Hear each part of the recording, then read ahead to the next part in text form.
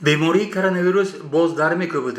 در جمهوریمان پنج شدن مبتنی این بیماری رسما اعلام شده باشد، ولی مناسبت شهروندان علیحده مثل پیشتر به تغییر باقی مانده است، خاصه در سمت استفاده از نقاب‌های محافظتی. نوارها یک نواربردار غیر کسبی که حالا تماشا میکنید به این گفتار میتواند دلیل باشد.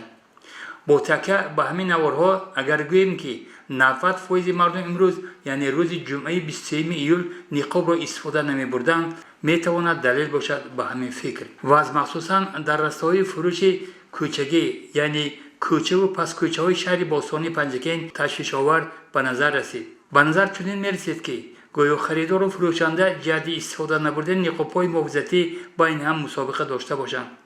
کسی را پروا نبود که امروزها جهت جدی بودن وضعیت در سمت پنجشوی کووید 19 در واسطه اخبار عامه موادها به تب میرسند، نوارها نمایش میدهند، رادیوها پخش میگردند، ولی قسم زیادی ما این همه را نمیبینیم و نمیشنویم و از حفظ سلامتی ما پنجکینتیا و ذره هم احساس نمینماییم که سخن از حفظ سلامتی ما پنجکینتیا میرود.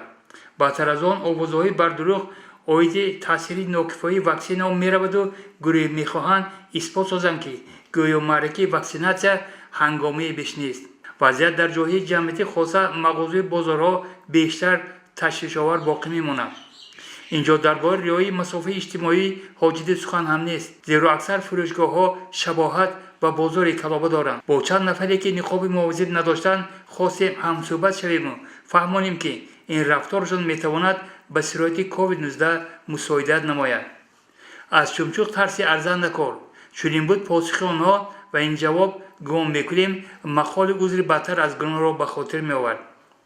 نظر به اطلاعی که از روزنامه جمهوریت در ماه ایول سال روان گرفتیم، تعداد گرفتار شدگان به این بیماری از روزی به قد گرفته شدنش حالا به بیشتر از 14,000 نفر رسیده است.